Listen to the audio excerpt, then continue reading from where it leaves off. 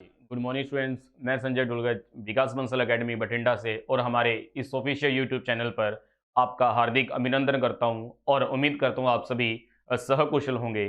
ठीक है, तो स्टूडेंट्स हम पॉलिटी की जो हमारी सीरीज है उससे कंटिन्यू करते हैं। इससे पहले हम हमारी जो सीरीज के 4 पार्ट्स कर चुके हैं, 4 भाग कर चुके हैं। तो आज भाग नंबर 5 पार्ट नंबर 5 को कंटिन्यू करने जा रहे हैं। इससे पहले हमने ईस्ट इंडिया कंपनी जैसे कंपनी रूल को पढ़ा, ठीक है। उसके बाद क्राउन रूल को पढ़ा, कैसे ईस्ट इंडिया कंपनी भारत आती है, ये सारी की सारी चीजें कर पाए, ठीक है। फिर रेगुलेटिंग एक्ट किया हमने, ठीक है। फिर चार्टर एक्ट किया। तो इसके अकॉर्डिंग हम कहां तक पहुंच गए, इसके अकॉर्डिंग हम कॉन्स्टिट्यूएंट असेंबली तक पहुंच गए, ठीक है। फर्स्ट मीटिंग करवा दी, सेकेंड मीटिंग करवा दी और अंतरिम जो गवर्नमेंट है इंडिया की, ठीक है, अंतरिम सरकार है जो इंडिया की, वो भी कर लिया। कौन कौन से रिसोर्स जो है, सोर्सेज जो हैं, कौन कौन से देश से लिए गए, ठीक है, ये सारा का सारा कर चुके हैं हम। अब देखिएगा, अब हम करते हैं कॉन्स्टिट्यूएंट असेंबली की थर्ड मीटिंग। देखिएगा, फर्स्ट मीटिंग जो होती है, फर्स्ट मीटिंग होती है, ये होती है 9 दिसंबर, ठीक है। कब होती है? 9 दिसंबर 1946। जो सेकंड जो मीटिंग होती है, ये होती है 11 दिसंबर 1946, ठीक है, 1946।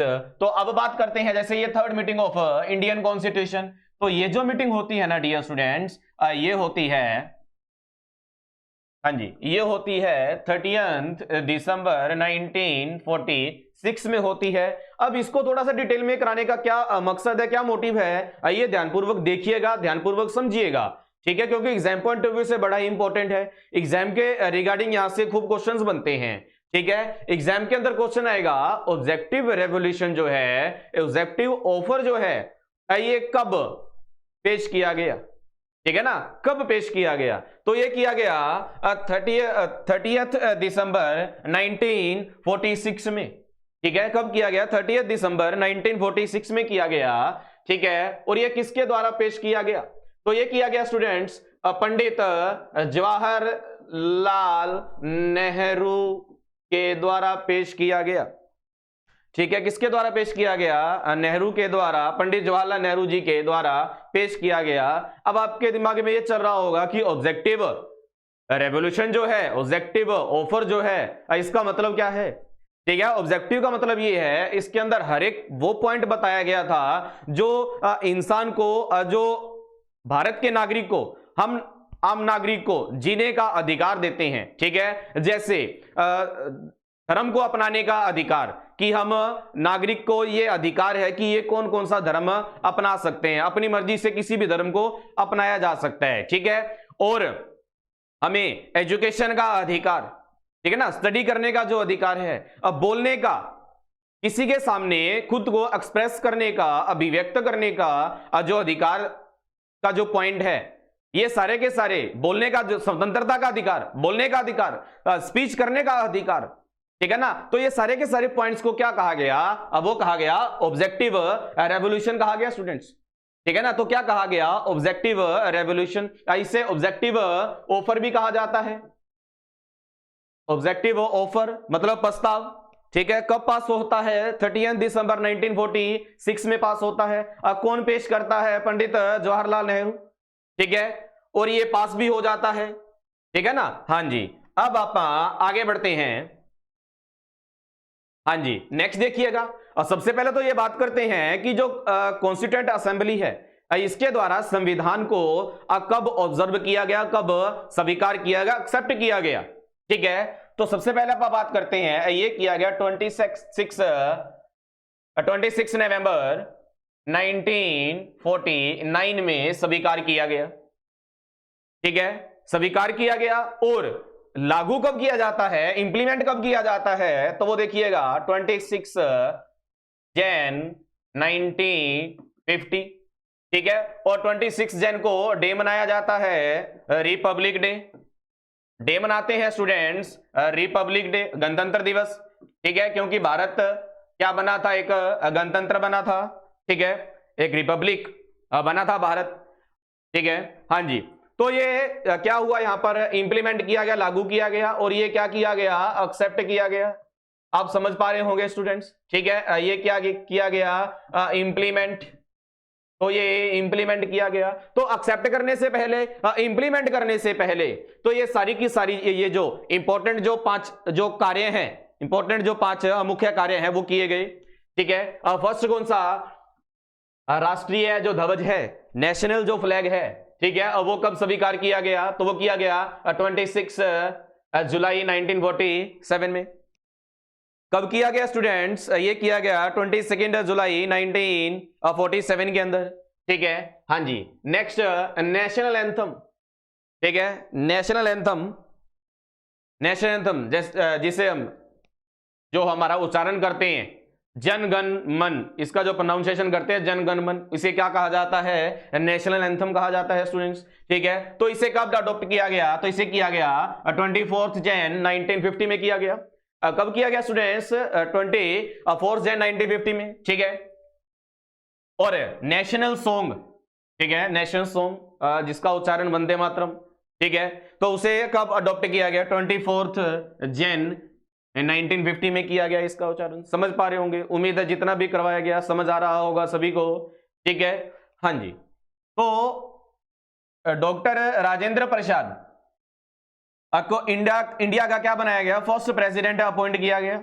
किसके द्वारा, किसके द्वारा अपॉइंट किया गया, इसके लिए इलेक्शन नहीं हुए, ठीक है ना, ये संविधान सभा के द्वारा अपॉइंट किए गए as a first president of India. नाम है डॉक्टर राजेंद्र प्रसाद।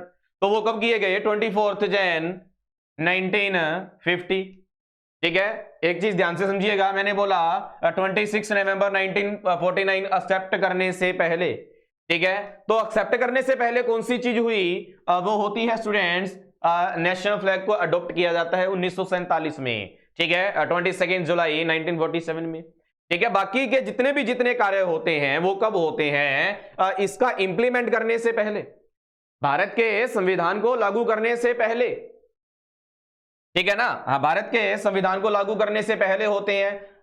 संविधान लागू होता है 26 जनवरी 1950, तो ये क्या हुआ, 24 जनवरी 1950, ये 24 जनवरी 1950 और ये 24 जनवरी 1950 है, ठीक है। मतलब आप इसे किस तरीके से याद रखोगे स्टूडेंट्स, तो आप इसे याद रखोगे कि ये जो 3 के 3 कार्य जो हुए हैं, फर्स्ट, सेकेंड एंड थर्ड, ये 3 के 3 जो कार्य हुए हैं ये सेम डे सेम डेट को हुए हैं, सेम ईयर को हुए हैं, ठीक है ना।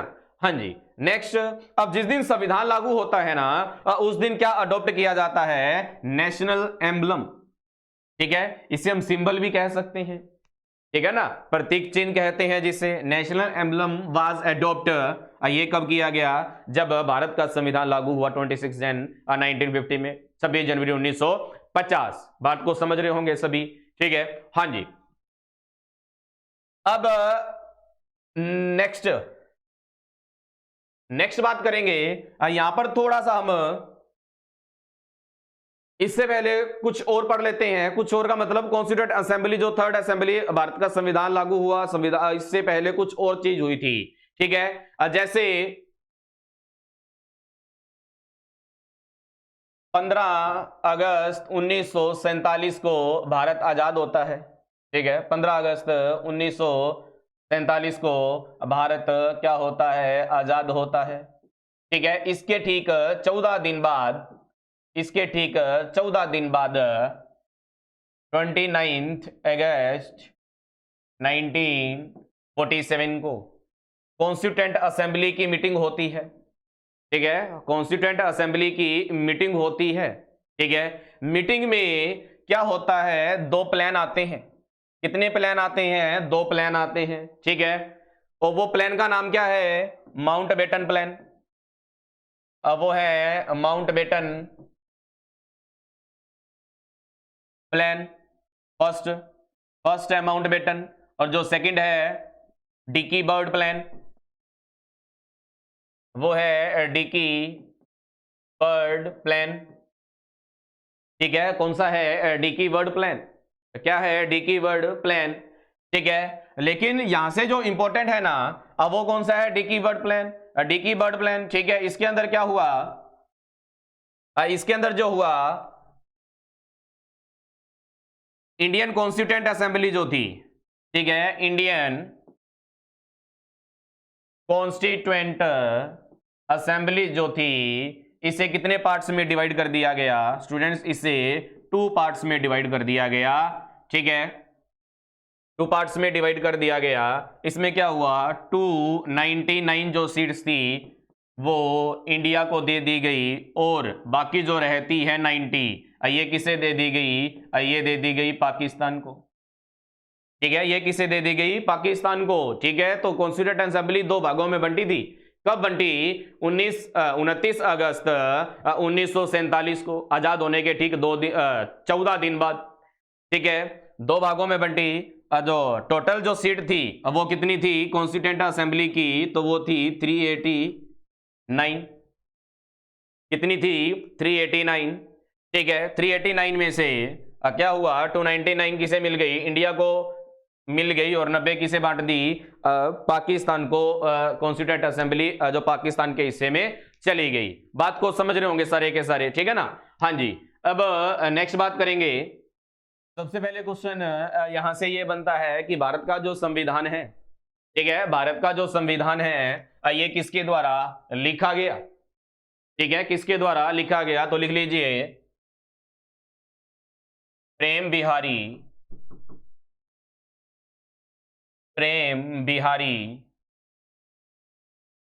नारायण रायजादा। ठीक है, प्रेम बिहारी नारायण रायजादा, इनके हाथों से ये जो हैंड रिटन जो इंडियन कॉन्स्टिट्यूशन है, इनके हाथों से ये लिखा गया। ठीक है, इनकी हैंडराइटिंग से लिखा गया। और ये कौन कौन सी भाषा में लिखा हुआ है? ये लिखा हुआ है हिंदी एंड इंग्लिश के अंदर। ठीक है, हिंदी एंड इंग्लिश के अंदर। ठीक है, और कई स्टूडेंट्स ये सोच रहे होंगे कि जो संविधान लिखा गया डॉक्टर BR अंबेडकर जी के द्वारा लिखा गया। नहीं, उनके द्वारा लिखा नहीं गया। जो इनका सारा का सारा जो स्वरूप तैयार किया गया, मतलब इनका एक ड्राफ्ट तैयार किया गया, वो डॉक्टर BR अंबेडकर जी की निगरानी में हुआ, उनके द्वारा हुआ। ठीक है ना, वो ड्राफ्टिंग कमेटी के द्वारा हुआ। उस ड्राफ्टिंग कमेटी के जो चेयरमैन थे वो डॉक्टर BR अंबेडकर थे। ठीक है ना, तो लिखा किसने था? किसकी हैंडराइटिंग थी वो? प्रेम बिहारी नारायण रायजादा। ठीक है, कौन सी 2 भाषाओं में लिखा गया? हिंदी और इंग्लिश में। कौन सी 2 भाषाओं में लिखा गया? हिंदी और इंग्लिश के अंदर। हाँ जी, नेक्स्ट आगे बढ़ते हैं। अब देखिएगा, इंडियन कॉन्स्टिट्यूशन पढ़ रहे हैं। सबसे पहले पापा ये बात करेंगे जब संविधान लागू होता है, इंप्लीमेंट होता है, कब लागू होता है? 26 जैन 1950 में होता है। ठीक है, उस समय भारतीय संविधान के अंदर मतलब 26 जनवरी 1950 को जब संविधान लागू होता है, उस संविधान को क्या कहा जाता है? Basic constitution. क्या कहा जाता है? Basic constitution. और बेसिक कॉन्स्टिट्यूशन के अंदर जो आर्टिकल्स थे वो देख लीजिए, वो कितने थे? तो वो थे 395। ठीक है ना, वो कौन से थे? 395 395। ठीक है, 395, 295 नहीं। ठीक है ना, कहीं सोचा भी मुसीबत ते मर्दा ते पैंदी रहती है, दबी ना तो दुनिया स्वाद लेंदी है। ठीक है, वो 295 नहीं है। ठीक है, ये 395 है।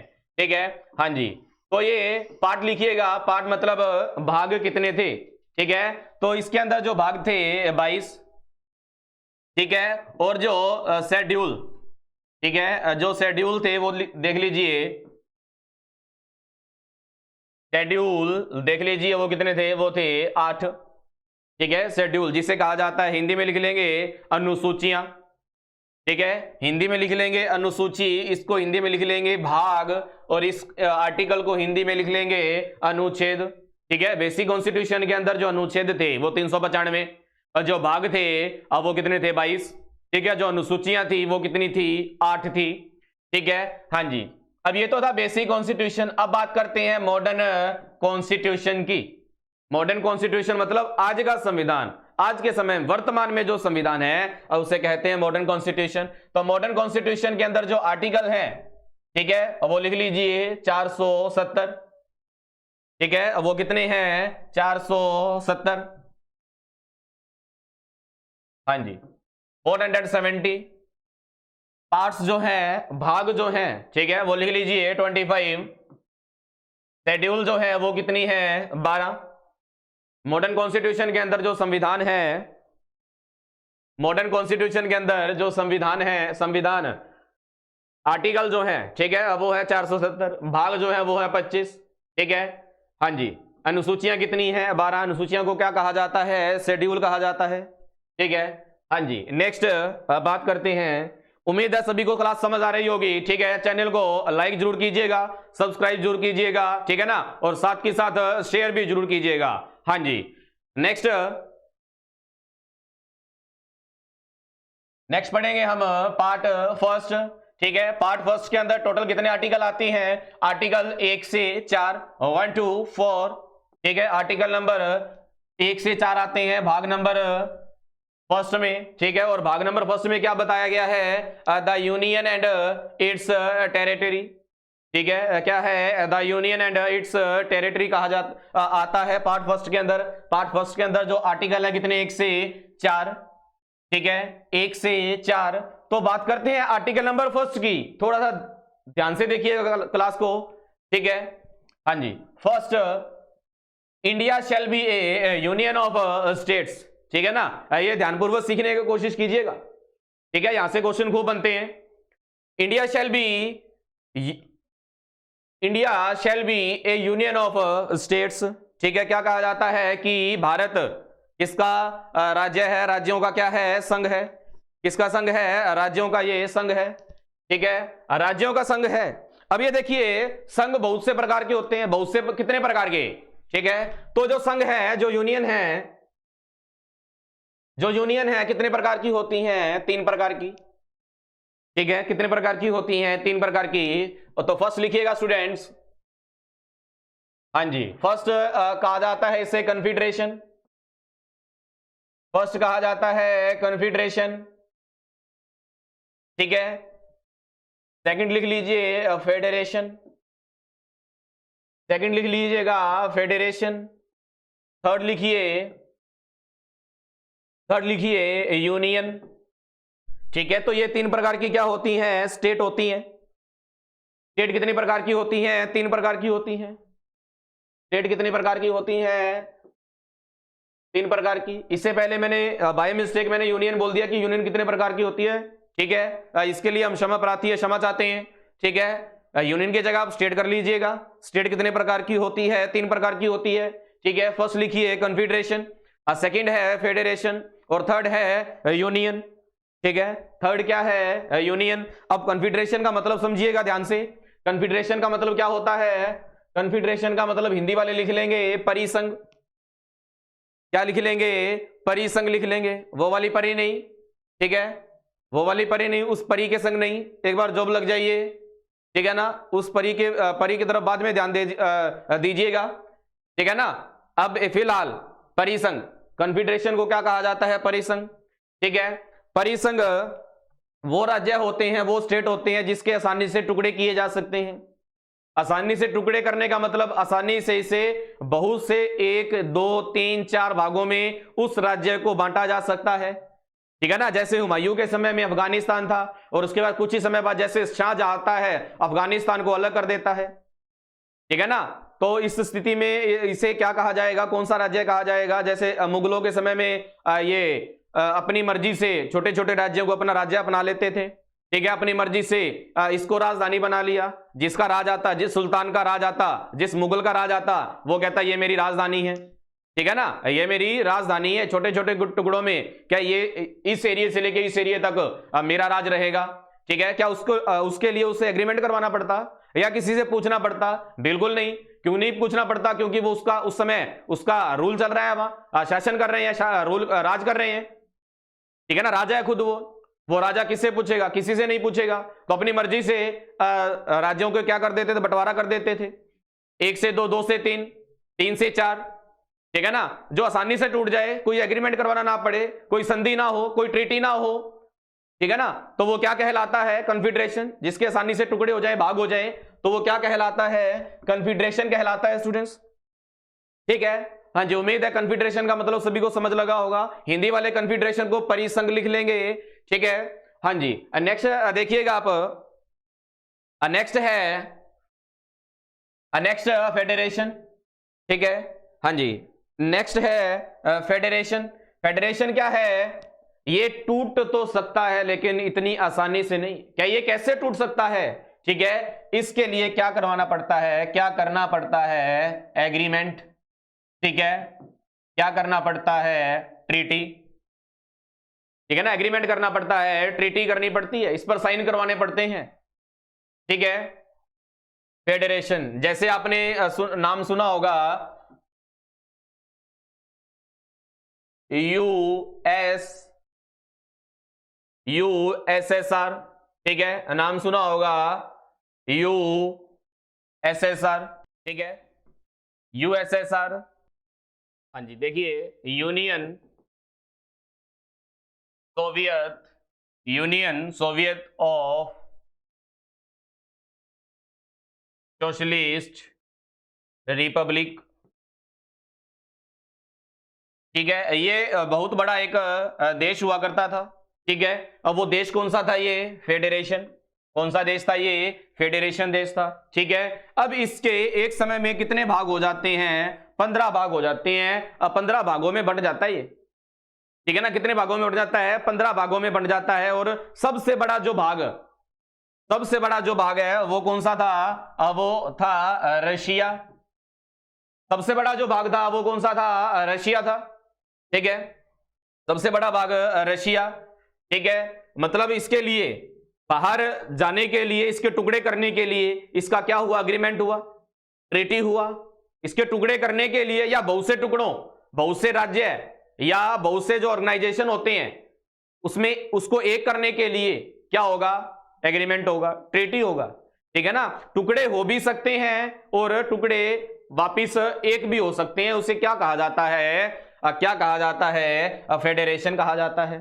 ठीक है, आप सभी स्टूडेंट्स ने ये कर रखा होगा, आप सभी स्टूडेंट्स ने ये कर रखा होगा, जैसे है सार्क। ठीक है, सार्क ऑर्गेनाइजेशन करते हैं हम। ठीक है,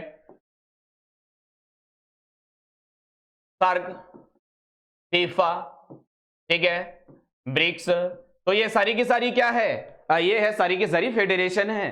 ठीक है, इसके अंदर इस और ये जो ऑर्गेनाइजेशंस है, फेडरेशन है, इसके अंदर किसी को शामिल होने के लिए क्या होता है, एग्रीमेंट होता है, ट्रीटी होता है, या यहां से इससे बाहर निकलना होता है, इस ऑर्गेनाइजेशन फेडरेशन से बाहर निकलना होता है, तो उसके लिए भी क्या होते हैं, एग्रीमेंट साइन होता है, ट्रीटी साइन होती है। ठीक है ना, कॉन्फेडरेशन क्या है, जो आसानी से टूट सके, आसानी से किसके राज्यों में भाग हो सके उसके। ठीक है, और फेडरेशन हमने क्या किया कि ये भाग भी हो सकते हैं, जुड़ भी सकते हैं, एक भी हो सकते हैं, लेकिन किसके द्वारा, एग्रीमेंट, ट्रीटी के द्वारा। ठीक है, नेक्स्ट जो है थर्ड, देखिएगा आप, थर्ड कौन सा है, थर्ड है यूनियन। ठीक है, थर्ड कौन सा है, यूनियन। यहां से क्वेश्चन आएगा कि कॉन्फेडरेशन मजबूत होता है या फेडरेशन मजबूत होता है या यूनियन मजबूत होता है। तो सबसे ज्यादा मजबूत, सबसे ज्यादा स्ट्रॉन्ग जो होता है, जटिल जो होता है, वो होता है यूनियन। ठीक है, कौन सा होता है, यूनियन। ठीक है, यहां से इसके टुकड़े नहीं हो सकते। ठीक है, यहां पर कोई बाहरी देश का कोई राज्य इंडिया में शामिल हो सकता है अपनी मर्जी से। ठीक है ना, अपनी मर्जी से शामिल हो सकता है, लेकिन अपनी मर्जी से अब यहां से निकल नहीं सकता। ठीक है ना, वो कहते हैं ना भी, आए हो तो अपनी मर्जी से, जाओगे तो हमारी मर्जी से। ठीक है ना, जाओगे तो हमारी मर्जी से। ठीक है ना, अब वो कहते हैं जैसे, अब वो बुलाती तो है मगर जानेगा नहीं। ठीक है ना, वो बुलाती है मगर जानेगा नहीं। ठीक है, रियल लाइफ के अंदर क्या है, जाने का तो है लेकिन वो बुलाती नहीं। ठीक है, हाँ जी, हाँ जी। तो आगे बात करते हैं, इंडिया क्या है, यूनियन है। ठीक है ना, India is a union state. ठीक है, हाँ जी। नेक्स्ट देखिए, नेक्स्ट देखिएगा, आर्टिकल नंबर फर्स्ट हमारा हो चुका है, ठीक है। हाँ जी, नेक्स्ट है इस्टेब्लिशमेंट ऑफ न्यू स्टेट्स, ठीक है, नए राज्यों को बनाया जा सकता है, ठीक है ना, नए राज्यों को इंडिया के अंदर शामिल किया जा सकता है, ठीक है। नए कौन से, किस तरह के, कौन से, किसे शामिल किया जाता है, ठीक है। जैसे 16 मई 1975 में 1975 में क्या किया गया, सिक्किम को भारत में शामिल किया गया, ठीक है। 16 मई 1975 में भारत का 22nd स्टेट बनाया गया, 22वां राज्य बनाया गया, ठीक है। कैसे बनाया गया, ठीक है, जैसे ये अब जो सिक्किम है ना, वो सिक्किम एक अलग अपना देश हुआ होता था, ये एक स्वतंत्र देश होता था, ठीक है ना, तिब्बत और सिक्किम बिल्कुल साथ साथ, ठीक है। सिक्किम और तिब्बत अलग क्या होते थे, अलग देश होते थे, स्वतंत्र देश होते थे। और वहां पर 1959 में चाइना ने तिब्बत पर अपना क्या कर लिया, अधिकार जमा लिया, तिब्बत को कब्जा कर लिया, हाईजैक कर लिया, ठीक है ना, हाईजैक कर लिया। हाईजैक किस कदर किया, वहां पर जो लोग रहते थे तिब्बत के अंदर, उन्हें उनके ही अपने ही देश से, अपने ही कंट्री से निकाल दिया गया, ठीक है ना, अपने ही देश से, अपनी ही कंट्री से निकाल दिया गया, ठीक है। और निकाल के चाइना की जो पॉपुलेशन है, चाइना के जो नागरिक हैं, उन्हें क्या कर दिया गया, तिब्बत के अंदर लाकर वहां का निवासी बना दिया गया, ठीक है ना। और आप सोचिए, वहां का निवासी बन गया, क्या अब तिब्बत आजाद होने की मांग करेगा? बिल्कुल नहीं करेगा, क्योंकि अब जो तिब्बतियन जो है वो रहते नहीं। क्यों नहीं रहते? क्योंकि चाइना ने इसे हाईजैक कर लिया और तिब्बत के अंदर जो रहने वाले लोग हैं, अब उन्हें बाहर मारपीट करके, युद्ध करके उन्हें भगा दिया गया वहां से, ठीक है ना। अब कौन रह रहा है? चाइनीज रह रहे हैं, चाइना के नागरिक रह रहे हैं तिब्बत के अंदर, ठीक है। तो इस सिचुएशन में उन्होंने स्वतंत्रता की मांग नहीं की, ठीक है। अब क्या हुआ, सिक्किम को भी डर बैठ गया कि अब जैसे तिब्बत को हाईजैक कर लिया, अब हमारी तरफ ना आ जाए, ठीक है ना, अब हमारी तरफ ना आ जाए। तो अब उस डर के मारे अगर हमारी तरफ आ गए तो हमें भी यहां से खदेड़ देंगे, युद्ध करके हमें यहां से भगा देंगे, हम कहां जाएंगे, ठीक है। इतने में सिक्किम क्या करता है, भारत के पास आता है और बोलता है कि मुझे अपने में मिला लीजिए, ठीक है ना, मतलब अपने देश में शामिल कर लीजिए। भारत खुद नहीं बोलता कि आप अपने हमारे देश में आइए। अगर अपनी मर्जी से कोई राज्य है हमारे देश में, इंडिया में अगर आके शामिल होता है ना, तो कोई दिक्कत नहीं है, पार्लियामेंट वहां पर कानून पास करता है, ठीक है, और उसमें शामिल किया जा सकता है। लेकिन अब सिक्किम भारत का एक हिस्सा तो है, भारत का राज्य तो है, लेकिन अब ये किसी और देश में शामिल नहीं हो सकता, ठीक है ना। गुजरात जो है 1960 में बना, बॉम्बे से अलग हुआ गुजरात, बॉम्बे से अलग हुआ महाराष्ट्र 1 मई 1960 में, दोनों के दोनों राज्य अलग हुए। क्या ये बोल सकता है कि मैं इंडिया का राज्य ना होके किसी और देश का राज्य बनना चाहता हूं? बिल्कुल नहीं। क्यों नहीं? क्योंकि इंडिया यूनियन, राज्यों की क्या है, राज्यों का संघ है, स्टेट्स ऑफ यूनियन, ठीक है ना, राज्यों का संघ है, ठीक है। हाँ जी, नेक्स्ट अब आगे बढ़ते हैं। ये हो चुका है एस्टेब्लिशमेंट ऑफ न्यू स्टेट।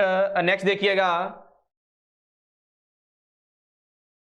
हाँ जी, भारत क्या है, भारत यूनियन ऑफ स्टेट्स, ठीक है ना, राज्यों का संघ है, यूनियन ऑफ स्टेट्स, ठीक है। हाँ जी, formation of new states and alteration of areas, boundaries, names of existing states, ठीक है। ये क्या कह रहा है कि नए राज्य की स्थापना की जा सकती है, नया राज्य बनाया जा सकता है, और अल्टरेशन ऑफ एरिया, क्षेत्रफल के अकॉर्डिंग इसको अल्टर किया जा सकता है, मतलब इसका एरिया बढ़ाया भी जा सकता है और इसका एरिया कम भी किया जा सकता है।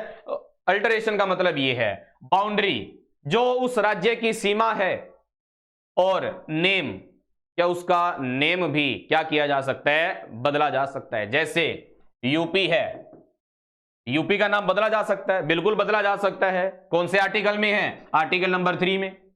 आर्टिकल नंबर 3 क्या कह रहा है, आप किसी भी राज्य का नाम बदल सकते हो। यूपी से क्या हो सकता है, योगी प्रदेश, ठीक है, क्या हो सकता है, योगी प्रदेश, ठीक है। बिहार क्या हो सकता है, ठीक है, जैसे अब बीजेपी गवर्नमेंट है, सेंट्रल गवर्नमेंट, सेंटर के अंदर बीजेपी है, तो वो अपनी तरफ से बीजेपी प्रदेश नाम इसका कर सकती है। ये आपको ध्यान रखना पड़ेगा, ठीक है ना, कर सकती है ये। ऐसा किसने बताया? आर्टिकल नंबर 3 में, ठीक है। हाँ जी, अब ये क्या है, नया स्टेट बनाया जा सकता है, अल्टर किया जा सकता है। अल्टर करने का मतलब इसको, इसके जो क्षेत्रफल है, एरिया है, कम भी किया जा सकता है और बढ़ाया भी जा सकता है, ठीक है। ऐसे में क्या करेंगे? हाँ जी, ऐसे में क्या करेंगे?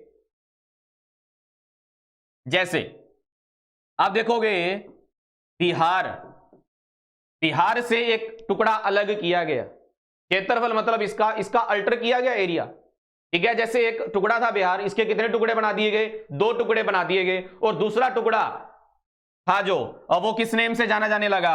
अब वो जाना जाता है झारखंड। अब उसे जानते हैं झारखंड के नेम से, ठीक है। किस नेम से जानते हैं? झारखंड। और ये कब स्टैब्लिश्ड हुआ? ये स्टैब्लिश्ड हुआ 15 नवंबर 2000 में, ठीक है, 15 नवंबर 2000 में। और उसके बाद यूपी से एक और राज्य निकाला गया, दूसरा टुकड़ा निकाला गया, जिसे कहते हैं उत्तरांचल, जिसे कहते हैं उत्तरांचल, ठीक है। उत्तरांचल को कब स्टैब्लिश किया गया? तो ये किया गया 9 नवंबर 2000 में, ठीक है स्टूडेंट्स, 9 नवंबर 2000 में। हाँ जी, नेक्स्ट उसके बाद एमपी से क्या निकलता है? छत्तीसगढ़। एमपी से क्या निकलता है? छत्तीसगढ़। दूसरा राज्य बनता है, दूसरा टुकड़ा बनता है, ठीक है। वो इसके बता रहा हूं भी, ठीक है ना। आर्टिकल नंबर 3 इसमें बोला गया नया राज्य बना सकते हो, अल्टर कर सकते हो, नया नेम दे सकते हो, उसके अकॉर्डिंग बात कर रहे हैं, ठीक है। एमपी से नया मतलब अल्टर कर दिया गया और नया क्या बना दिया राज्य? नया मतलब फॉर्मेशन ऑफ न्यू स्टेट्स, नया राज्य बना दिया गया। कौन सा? छत्तीसगढ़। कब बनाया गया? 1 नवंबर 2000 में बनाया गया, ठीक है ना। तो ये सारा का सारा बनाया गया कि कौन से आर्टिकल से? आर्टिकल नंबर 3 से बनाया गया। किससे बनाया गया? आर्टिकल नंबर 3 से, ठीक है। उम्मीद है स्टूडेंट जितना भी करवाया समझ आ रहा होगा, ठीक है ना। जितनी भी ये पॉइंट नोट करवाए ध्यानपूर्वक कीजिएगा, ठीक है। नेक्स्ट देखिएगा आप, 4th पॉइंट, लॉज मतलब कानून, made under article 2 and 3 to provide for the amendment of 1st and 4th schedule or supplemental, incidental and consequential matters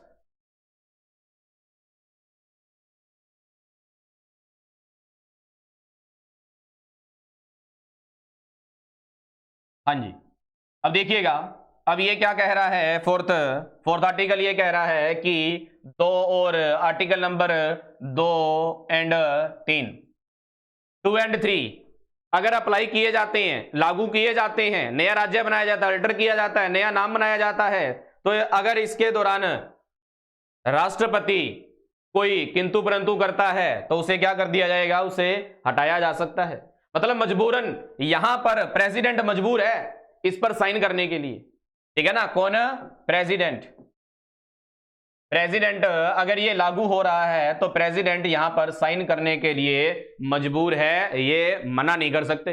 अगर मना करते हैं तो इन्हें हटाया जा सकता है, ठीक है ना। हटाने का जो प्रोसेस रहता है वो इंपीचमेंट, महाभियोग से इन्हें हटाया जा सकता है। वो आगे बात करेंगे महाभियोग क्या होता है, कैसे वर्क करता है, कौन इसे लगाता है, ठीक है। हाँ जी, और 2 आर्टिकल 2 नंबर और 3 नंबर को अप्लाई जब करते हैं, लागू करते हैं, तो संसद के अंदर कितने मेजोरिटी होनी चाहिए? 50% मेजोरिटी होनी चाहिए, बहुमत होना चाहिए, ठीक है ना, 50%। जैसे लोकसभा के अंदर कितनी सीट्स हैं? 545, इसका 50% मतलब लगभग क्या हो गया? 273 हो गया लगभग। अब ऐसे जो उसका 50% बनता है, ठीक है, वो बनता है 72.50, ठीक है। तो आधा आदमी तो होगा नहीं, ठीक है ना, आधी सीट तो होगी नहीं, तो एक सीट ही काउंट करनी पड़ेगी, 273, ठीक है, प्लस 1, 50% से एक सीट ज्यादा होनी चाहिए। ये क्या कहलाती है? मेजोरिटी कहलाती है। तो 50% +1 एक मेजोरिटी होनी चाहिए, बहुमत होना चाहिए, ठीक है स्टूडेंट्स। उम्मीद है ये क्लास बढ़िया लगी होगी, सभी को समझ आया होगा, ठीक है ना। तो आज के लिए इतना ही भी, ठीक है। चैनल को लाइक जरूर कीजिएगा, सब्सक्राइब जरूर कीजिएगा और इन वीडियोस को शेयर जरूर कीजिएगा, ठीक है ना। ठीक है स्टूडेंट्स, धन्यवाद।